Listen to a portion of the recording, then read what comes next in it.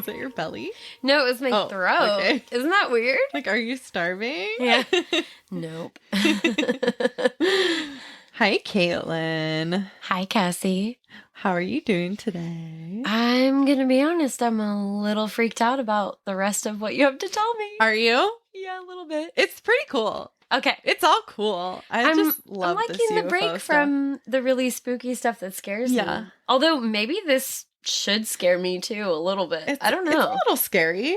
I mean, we don't know. I guess this next story is kind of there's something out there. It's interesting. Okay. Yeah.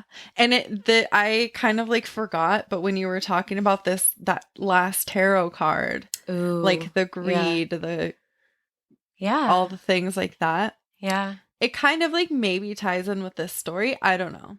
I mean, we'll never know the true answer. Yeah, probably not.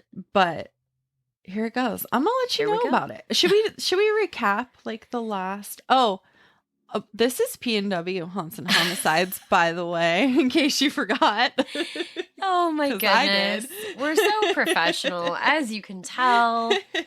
Oh my goodness. But anyway, so like a quick recap of the last episode, we were talking about an experience. What was his fucking name? Arnold. What was his first name? Arnold. Kenneth. We were talking about Kenneth Arnold's experience seeing 9 UFOs over Mount Rainier while he was flying his airplane. Well, and not even just him. It was several other people. Several other accounts. And it kind of like sparked the summer of flying saucers. It sparked the summer of flying saucers, the UFO craze that swept through the U.S. It caused the government to do like investigations and start like a special. They actually looked into it at the start of things. They started Project Blue Book to investigate UFOs. Which makes me think like they actually investigated it in the beginning, and then it's like based on maybe what they found, they were like, ooh, we should sweep this under the rug because I don't think the public can handle this. Right. Does that, I mean. It's kind of what it feels like. Yeah. Because they've been hiding stuff from us for a very long time. Definitely. So, we're going to talk about a couple other incidences. Is it incidences or incidents? Incidents. Yeah. Here goes me again. I don't think incidences. Yeah, I think it would be incidents. Yep. Can an English major email us and let us know? Oh God, don't invite that kind of. Just kidding. No. We don't care. Okay, so we're going to talk about a couple other incidents in the Pacific Northwest. Okay. Picture it. Puget Sound, 1947. It's beautiful in the Puget Sound. It is beautiful. Yeah. And I feel like I'm always just going to start my stories Sophia Petrillo style. Like that. So I like it. Just off the coast of Maury Island in Washington, it was June 21st, just 3 days before Arnold's encounter. Okay. Seaman Harold Dahl... Seaman. I had to throw that in there, sorry. Harold Dahl and his son and dog and 2 crew members were out working on a boat. They were collecting logs. I guess they like scavenged them to sell to lumber companies or some shit. Interesting. Yeah. So all of a sudden, around 2 p.m., they see 6 UFOs above their boat. He describes them as donut-shaped, and all I could think of was like when Homer Simpson is hungry and like everything turns into like a donut. Yeah, if you say donut, that's all I'm picturing is just, donut shapes. Just all over. You're a donut. This microphone's a donut. Everything's just donuts. Delicious. So I'm going to just refer to them as donuts. Okay. Anyway, and I'm also assuming like the normal round donut shape and not like a maple bacon bar or something. So all right, now I'm definitely all donuts all day. I'm real hungry. Okay. And then obviously these donuts were jelly filled because one of them actually blew up right over the boat and like metal like substance, like a liquidy metal substance like poured down on their boat. Yeah. And he described it as like molten like lava kind of. What? Yeah. And it ended up burning his son's arm. Oh no. And the dog. No. The doggy didn't. He didn't make it. No. Cassie. I know. I knew somehow you were still gonna destroy me. I'm sorry, you guys. The dog didn't make it, which is very, very sad. Okay. So, take a breath. So Dahl beached the boat so they could run and hide in the cliffs because, yeah, they're fucking terrified. Yeah, they're like, what the shit? Yeah. So they hid in the cliffs until the jelly-filled donuts flew away. And then, as if this experience wasn't scary enough, the next day, Dahl was visited by a man in a black suit. What? Here come the men in black. Men in black. Won't let you remember. So, yes, this is the origins of Men's in Black. The men's in black. So this man in black tells Dahl not to speak of what he'd seen in the sky yesterday or bad things would happen. He's like, how'd you know I saw things? I mean, I didn't see things in the sky. So he tells him bad things are going to happen. And then Dahl, he was like, all right, whatever. He's like, what's worse than that? You already killed my dog. Exactly. The fuck. So he didn't listen at all. He made a report of what he'd seen. And on July 31st, Captain William Davidson and Lieutenant Frank Brown, who were World War II pilots, they came to investigate the claims. They took samples of some of the material. Dahl had snatched it up from the wreckage. I guess, he went back to quick thinking. Get his boat because he had beached it, and he took some of the metal or whatever it was. He didn't really know. Whatever that substance was. Yeah, so he gives them to the guys investigating, tells them his story. Okay. Now, this is where it gets super weird and, even more tragic than a dog dying. No. Yeah. So the plane the two investigators were flying back on with the sensitive evidence in it, it freaking crashed it. Oh, of course it did. It crashed it. It done did crashed it. It crashes. And the little sus. Yeah. Little sus. The men did not survive. They were killed in the crash. So all of the evidence that they took with them in this plane is just destroyed. So now Dahl is like, fuck, I probably should have listened to that man in black who told me bad things were going to happen. Yeah. He's like, he thought they were going to happen to me. Turns out they happened to him. So he goes back and tells everyone he completely made up the story. He's a big fat liar, pants on fire. He doesn't want any more bad things to happen. Yeah. So now most people, when they think of this incident, they think it was just all a big hoax. They call it the first big elaborate UFO hoax. And I don't know. I'm not super convinced that it was a hoax. It definitely makes sense that if someone's threatening you, that bad things are going to happen if you talk, and then a freaking plane crashes. Yeah. I mean, it's hard to prove what's what after the fact when any of the evidence that could have proved anything you're saying is gone, I guess. So I can see why people would think it's a hoax. Yeah. That makes sense. I mean, I would. If that happened to me, I would go back and be like, just kidding. I didn't see shit. Yeah. Nothing happened. Nobody tells me nothing. And the biggest reason I'm not super convinced that it wasn't a hoax, that it wasn't a hoax, his freaking dog died. What did he go and kill his dog and burn his own son's arm? I think his son would have some things to say about that, don't you think? Yeah. Yeah. I didn't read anything about anything the son had ever said, but still, he would have come out and been like, no, my dad's a big faker. Yeah. He killed my dog and burned my arm, to support his hoax. I just don't. My dad's a real dick, you guys. I don't know about it. And I didn't see anything about the other two men that were on board too. I mean, maybe they just didn't want to get involved. Everybody else was like, did you hear what the guy said? Yeah. He had on a suit. He was very clear. Don't kill me. I'm not talking. Yeah. Oof. So yeah, that's super weird. And then the fact that he's lying to the government and these two people died because of his story. There was no charges pressed against him or anything. He didn't get in any trouble for any of this stuff. So I don't know. Yeah, there's some inconsistencies, I think. Yep. So he was never accused of any sort of crime. Yeah, nothing like that.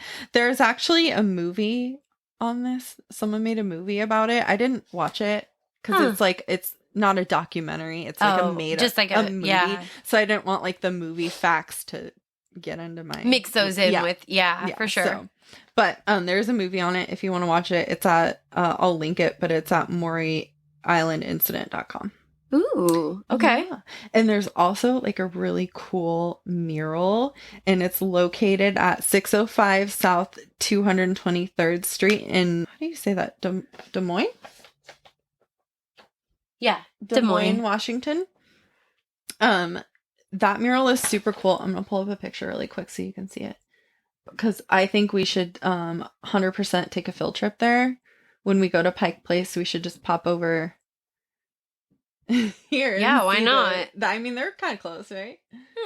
Isn't that cool? Ooh, yeah, that's freaky looking. It though. Shows like the donuts. You guys like, look up the mural, or actually, I mean, maybe we'll put that on our socials. Yeah, I think we'll probably post it, but it's pretty cool. There's like the plane crash in the background. Yeah. Yeah. They captured like all of the story in this mural. That's interesting. It's super cool. I love it. So that was the incident that inspired the Men in Black, which is like all over. That's so cool. The place now. Yeah. I mean, it's a pretty big film. Mm-hmm. Well, not just the film, but just like alien and UFO stories in general. Oh, yeah. There's like tons of reports of like creepy Men in Black, and even like X-Files and stuff. And then the next UFO sighting I have is in Pendleton, Oregon. And this one was pretty recent. Nuh-uh. Yeah. Okay, so here is the photo from the Pendleton story. And I died. I was like, bruh, it's just a cloud. Yeah. Am I supposed to be seeing something else? That's no. Okay. And the funny thing is like nowhere in this story of like possible explanations did they say it might just be a cloud. Yeah, it definitely looks like just a cloud. It looks like a cloud. I'll post it, but it's a good story because like the way that the people describe it, because several people do see it and it doesn't act like a cloud. Well, yeah, because it. So I was gonna say, of course, several people saw it. It's a cloud. It looks like a cloud. So it doesn't behave like a cloud. Doesn't behave like a cloud. So I was like, okay. I started reading further and I was like, all right. But at first I was definitely like just laughing. It's cloud. But yeah. So on July 11th, 2018. Oh, very recent. Yes. Okay. Several people saw a white object hovering in the skies above Pendleton, Oregon. They thought it could be like a kite or a plastic bag or something. That's what they thought. One of the witnesses, Virgil Bates Jr., zooms in on this thing with his cell phone. And I think that's where they get this picture from. Okay. It's a pretty good cell phone pic. Yeah. So he zooms in with his phone and he like quickly rules out that it's like not a plastic bag or a kite because it wasn't moving. It was just hovering in the sky. It was just sitting there, which again, like, clouds. Anyway, so this is where it starts to get kind of weird and not like sound like a cloud. So one of the witnesses described the object as round with a flat bottom, like a very flat bottom. Okay. So in the picture, I'm not really seeing that super flat bottom. We don't see that from this photo from these angles that are captured, but okay. And she says it was white but like translucent.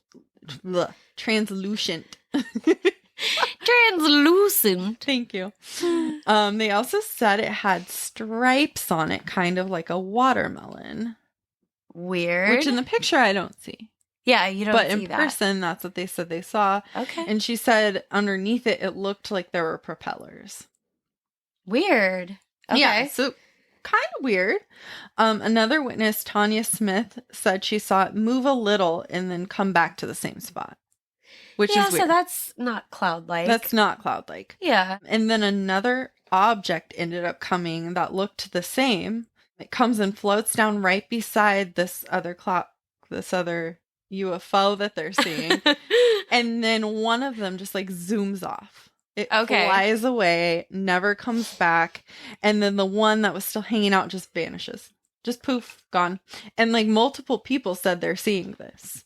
It's not just one crazy person. It's like the one came up to the other and was like, bro, there's people they looking see at you. Yeah, get the fuck out. And this all took place over about an hour. Okay. Yeah. Interesting. So I don't know. One thing I was kind of thinking is like clouds. I guess they don't just like float over to another cloud and then fly away. Not really. But I'm like, clouds can kind of just like they do like move and disperse, dissipate. like vanish. Yeah. Yeah.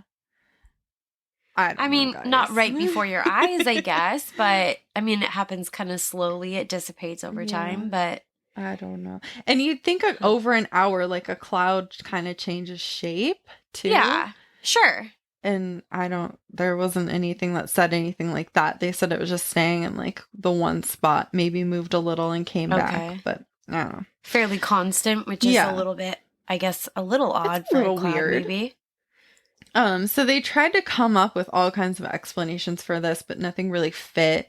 They ruled out like aircraft testing, paratrooper balloons, weather balloons. There's even like really smaller. There's even smaller weather balloons called pieballs that they ruled out. Okay. Which, fun fact, stands for pilot balloons. Oh, cute. I Googled it.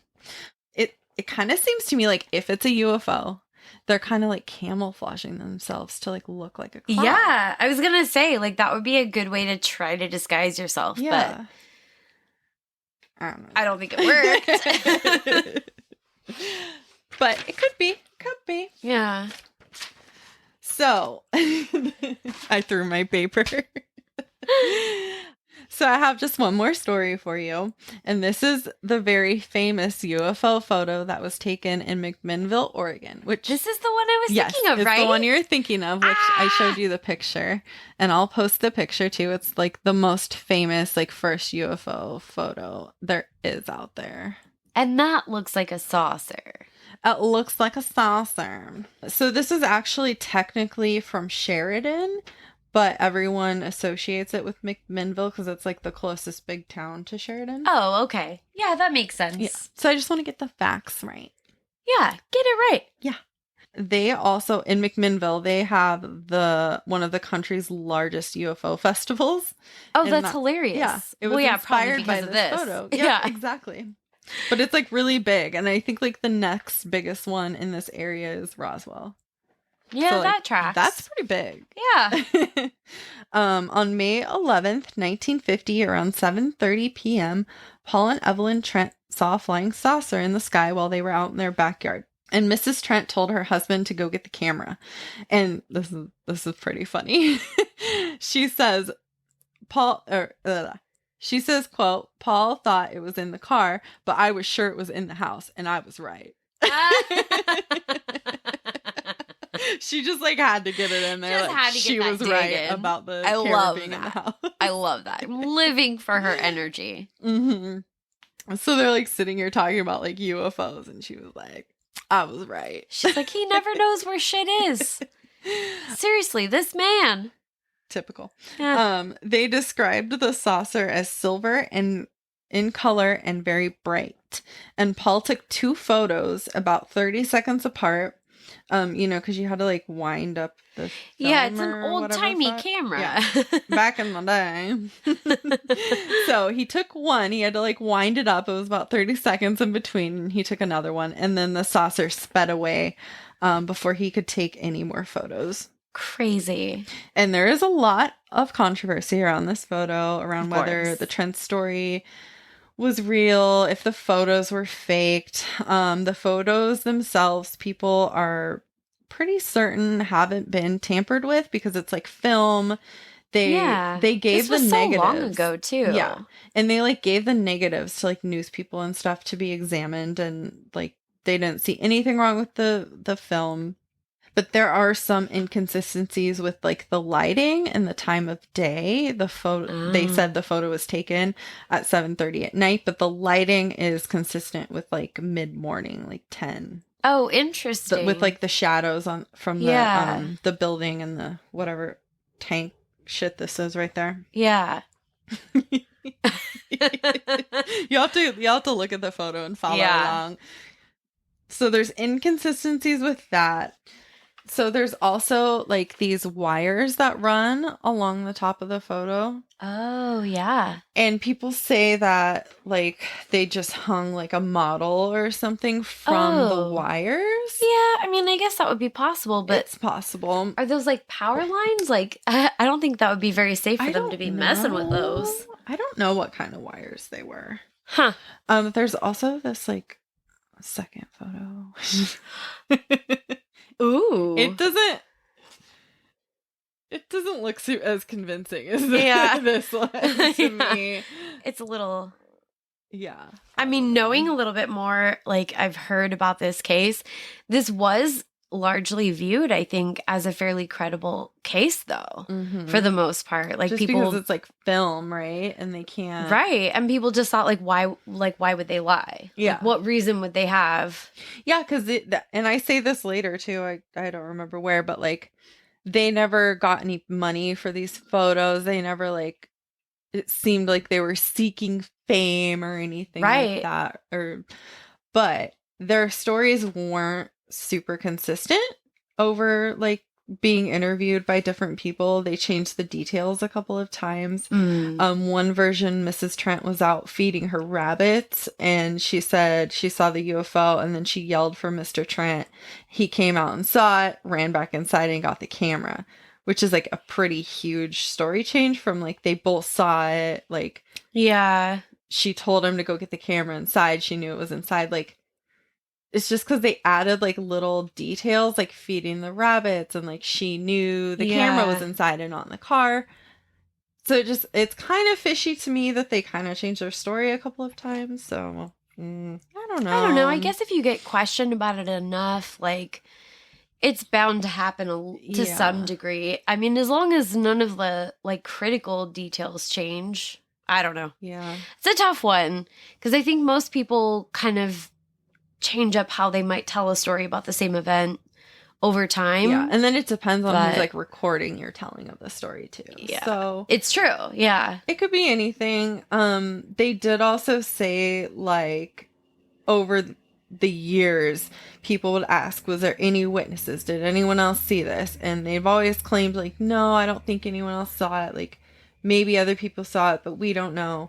And then years later, they said that that Mr. Trent's father and mother did see it, and their neighbor. But by this time, all three of those people had passed away. So it's like, interesting. That's kind of... I wonder if they were, like, talking to them later and found out that they also saw it from where they were, or if they were all supposed to have been there at their property and saw it. I know that they weren't with them. It kind of doesn't matter because they're not here to question, but... I think at one point they said that, so his parents were their neighbors and they, like, went to call them to see if they were seeing anything, but, like, they didn't answer their phone. But it's also, like, maybe these three people just didn't want the attention... Very possible, with it. Then once they pass, they feel like it's okay to share that, like, they said they saw it. Yeah, exactly. So could be. Yeah. I'm not convinced either way, you know. Yeah.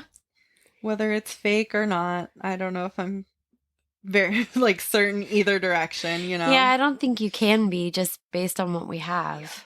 Yeah. We don't have a lot. But the Trents went to the grave claiming what they witnessed was real. They never made any money off the photos. You know, they didn't really get anything from it except for being interviewed like a shit ton of times. Yeah. I was kind of thinking too, like maybe the reason for the inconsistencies in the story was maybe a man in black came to visit them, like tried to erase their mind, and like it didn't work all the way. Yeah.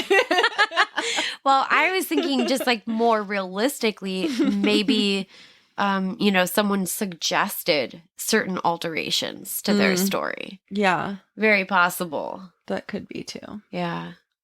Who knows? I do want to talk about, though, there's some exciting new info in the UFO world. What? It's super exciting. So, by now, like most people know, there was 3 videos that were taken by Navy pilots that have been leaked to the public. Did you know about those? Yeah, I think so. And we can link them if you guys don't know. I'm not gonna like go super into long detail about it, but the videos are pretty interesting. And then the Department of Defense actually declassified those videos and admitted like they were unexplained. They don't know what these things are. Yeah. Which is like confirmed, unconfirmed UFOs. Yeah, for sure. Yeah. It's a pretty big deal. So they're not saying it's aliens, but it's aliens. They're just saying we don't know what it is. Yeah. They don't have any idea. So they've also established a task force for UAPs, unidentified aerial phenomena. And I will... UAPs, that's UAPs. Not anywhere near as fun as UFOs. Right. Probably just because we're used to UFOs. I think they just want to like get the stigma of UFOs. Like, they want to make... have that on They want to change the name, rebrand it. Yeah, exactly. And then even more exciting. I'm so excited. You're like shaking. I'm so excited. Okay. All right. Give it to me. Next month, the U.S. intelligence agencies are submitting an unclassified report to Congress in hopes of releasing information the Pentagon has on UFOs to the public. So when you say next month, are we talking about June 2021? June 2021. This year, next month. Crazy. Yeah. So hopefully they I think they're trying to convince them to release this information. Yeah. Because it's not like... By the time this airs, we already may need to do an update. Yeah. We'll definitely do an update. It's going to be super cool. Yeah. I'm really excited. I really hope that we get this info. They did say it might be like delayed because of COVID, but everything's delayed because of COVID. So. Yeah. Such is life. Senator Marco Rubio told 60 Minutes, "I want us to take it seriously and have a process to take it seriously." Which is like, wow. Yeah. We don't know what these things are. They could be from another country. They could be people. Yeah, I mean, that's the whole point is they're unidentified, so we really have no idea. They really need to figure it out. Like, come on, investigate that shit. And that's like, it's pretty cool. And it's pretty new to treat UFO sightings as like something legitimate. That could be legit. Yeah. And not just treat them as like, oh, that's the crazy UFO people. Like, they're really going to be taking it seriously and investigating stuff and then hopefully letting us know about it. Well, yeah, because I mean, like you said, that could be something where it's, I mean, espionage or who knows? Yeah. Who freaking knows? Yeah, so. Somebody have Will Smith on their speed dial because I feel like maybe he knows something. Call him right now. Yeah. Get him on the line. I was hoping like this card, the tarot card wasn't like forecasting what's actually going to happen. Like the person in charge is going to be like, no, for like greedy ass stupid guess we'll reasons. See. Yeah. So hopefully that's not the case.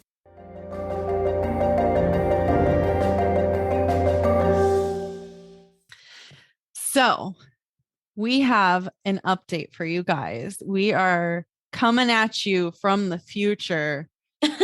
Because that last episode, or I guess this episode that you were just listening to, was pre-recorded, and we are now coming at you with some new info. We weren't going to make you guys wait. So that's how we do. Yes. I have not had enough to drink. I just got off work. Yeah, I'm working. I need more booze. This is a very excellent rosé. Ooh. Ooh. I got a pineapple truly. Yum. Very fancy. So on June 25th, the Pentagon released the report that we were just talking about. The report on UAPs, unidentified aerial phenomena.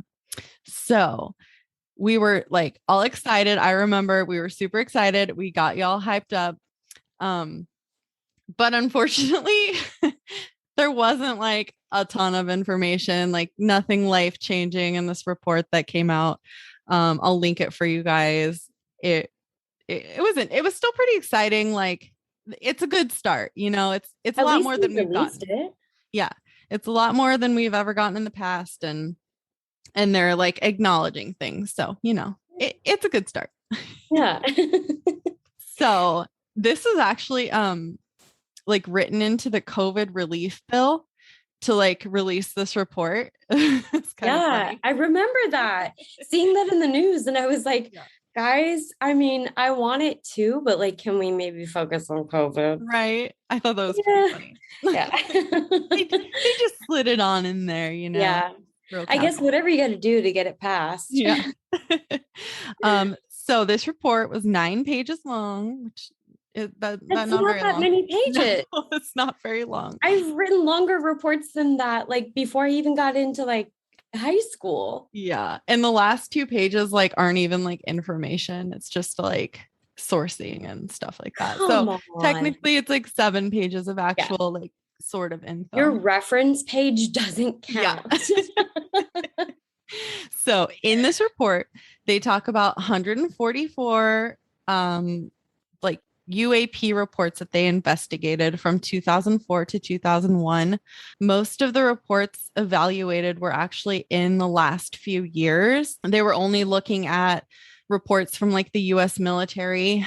So they didn't like take it's like, no civilian accounts? Yeah, there's no civilians. They took it from really credible sources with like people who are very experienced, like pilots, and it's mostly stuff like that they saw in the air, flying planes and stuff. So, and then it was only like very recently. That's why it's only been the last couple of years of reports that they were investigating. It's only been really recently that they've had like a formal reporting process for the like military. So the Navy established one in 2019 and the Air Force in 2020. So it's like super recent. Yeah. So they don't specifically talk about or like give details on what like the 144 reports were, but they did make 5 different categories that they were kind of classifying these reports in. So the first category would be like airborne clutter. So like trash, drones, like birds and stuff like that in the air. The next one is natural atmospheric phenomena. So like thermal fluctuations that could like mess with radar and things. The next one's classified like US technology.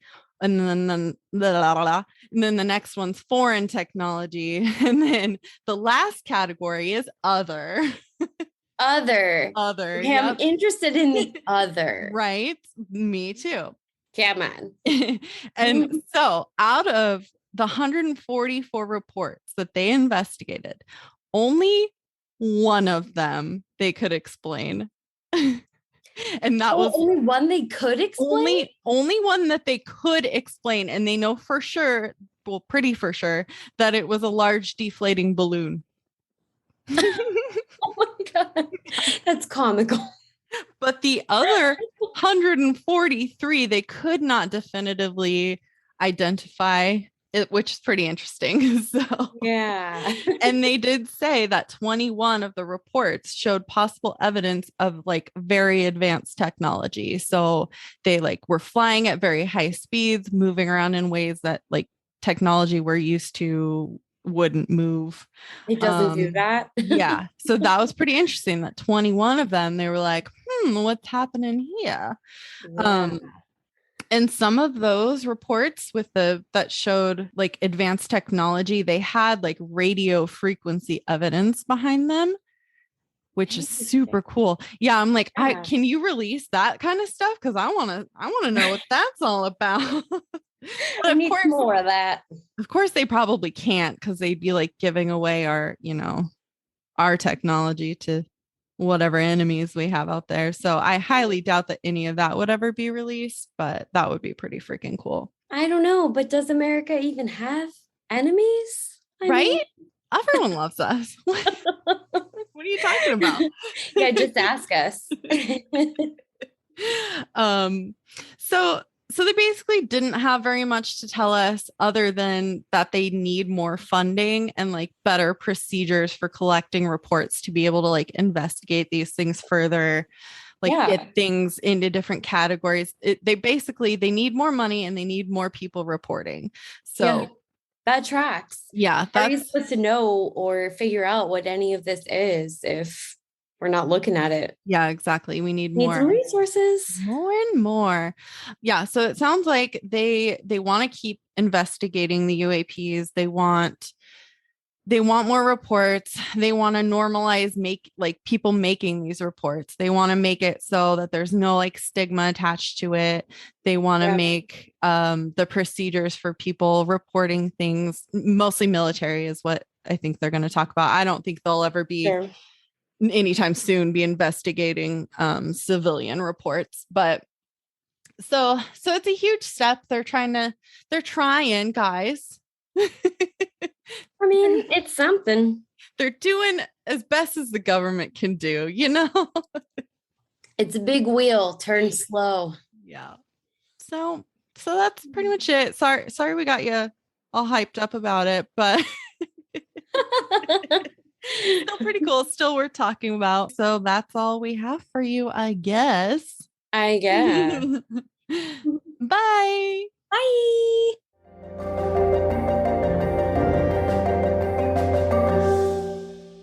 I do have some links.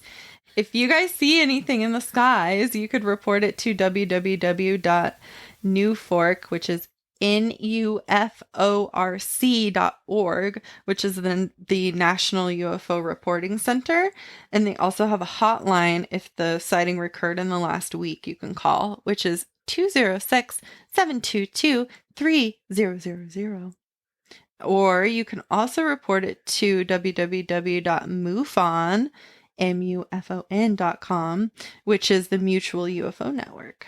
Oh. Yeah. And I'll link everything and put the number and stuff so you don't have to memorize it.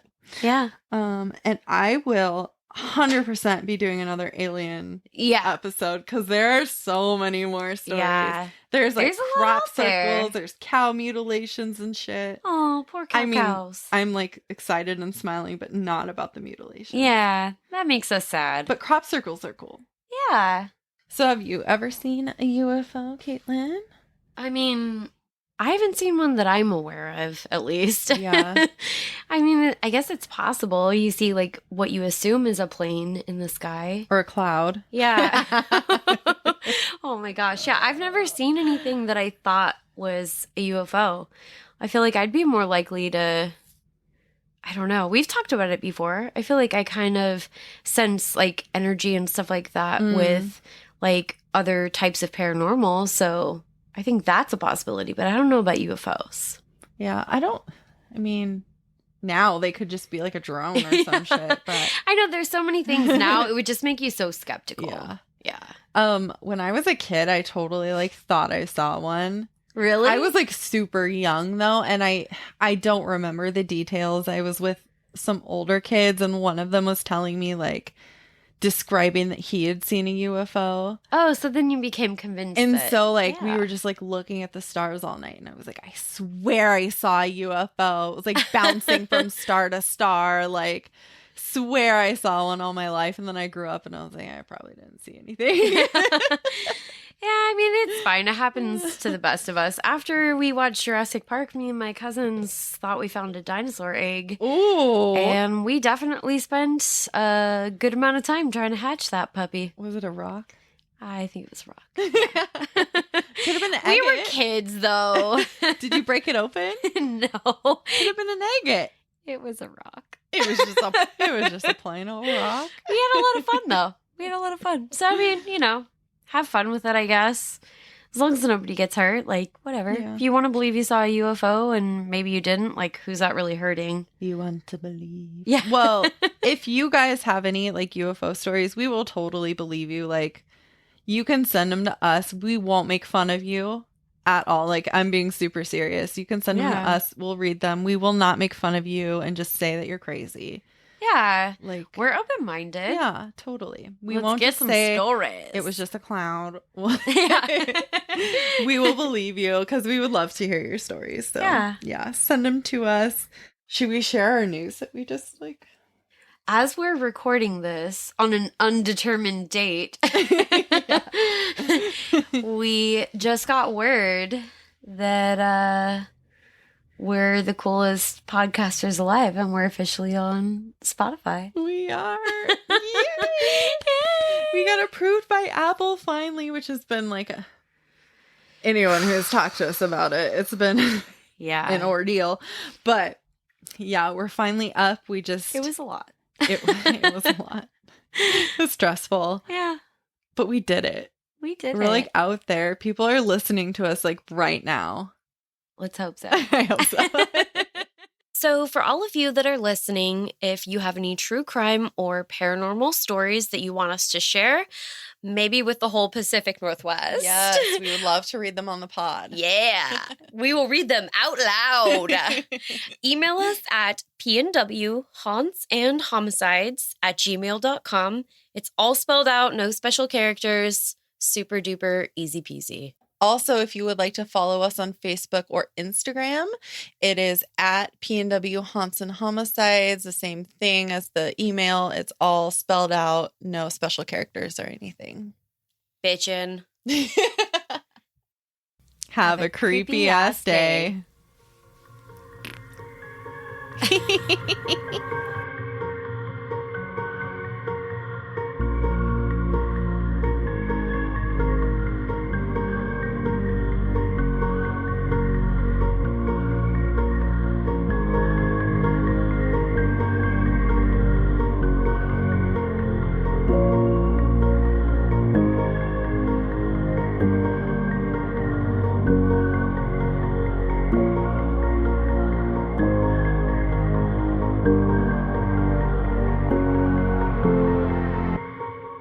Go get abducted.